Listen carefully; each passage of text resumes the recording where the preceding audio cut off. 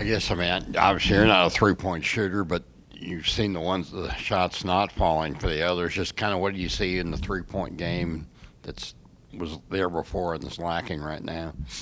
I think it's just whether the ball's going in. I think right now, the ball just not going in for us right now from three-point range. So as a team, as players, you have to find a way to adjust to the game. If certain shots aren't falling, you're going to have to find other shots, get easier shots in different areas. So I think these past two games were our most points in the paint we've gotten in a while. So I think that's a positive for us when we know the three-point shot isn't falling for us. We can get points another way.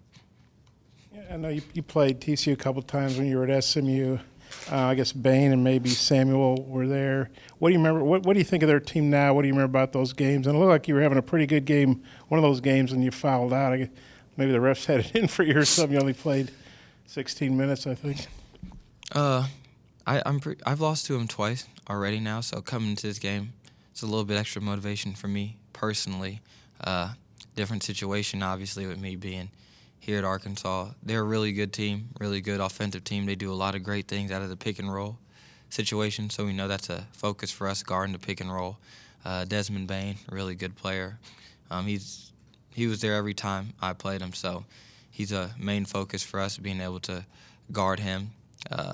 Like I said, he's an elite scorer, elite player on both ends. So coming to the game, we're just going to try to follow our game plan. We have a game plan, our package, defensively, offensively. We're going to try to follow that to a T like we've always been, and try to get on the other side of a win this time.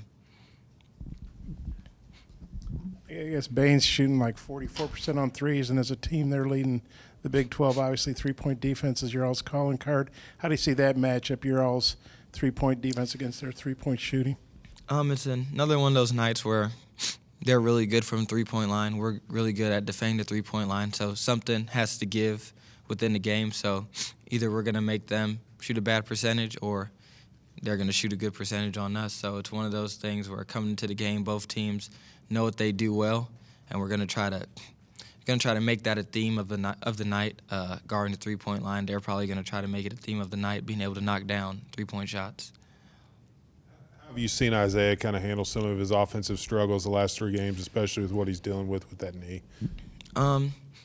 For a guy like that, obviously we want him to score. We need him to score, but he's able to go out there and try to do other things that are going to help us, and I felt like he's been doing that to the best of his ability, and I think he's done it well from my perspective. But obviously he's going to come in each and every day, work hard, try to every game get his offense going to how everyone knows it can be.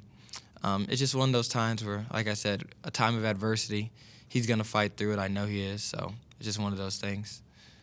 As an older guy, obviously, a grad transfer, do you say something to Isaiah, or do you just kind of leave him alone because he knows what he needs to do? As an older guy, if I see I need to step in and say something, I will. I just told him to stay positive. Like, whether he makes every shot one game or misses every shot a game, you're going to have another game. The sun's always going to shine. It's not the end of the world. At some point, he's going to get back on track. We all know he will. So if you're able to keep that mindset going into each and every game, knowing that the last game isn't a carryover, whether you play good or play bad, each game is individual. Each game has its own theme. Each game has its own shots, its own flow. So if you come in with that mindset, there's no real carryover. So for him, it's just coming in each and every night thinking, having that same mindset of every shot I shoot is going to go in, and at some point he's going to get back going. I don't know if they can recreate the Kentucky atmosphere, but this is another Saturday game, another sellout. How big is that for you guys, coming off a couple losses, be coming home, knowing you're going to have a big crowd? It's a big game for both teams. It's big for us, and we need it right now. We need that support.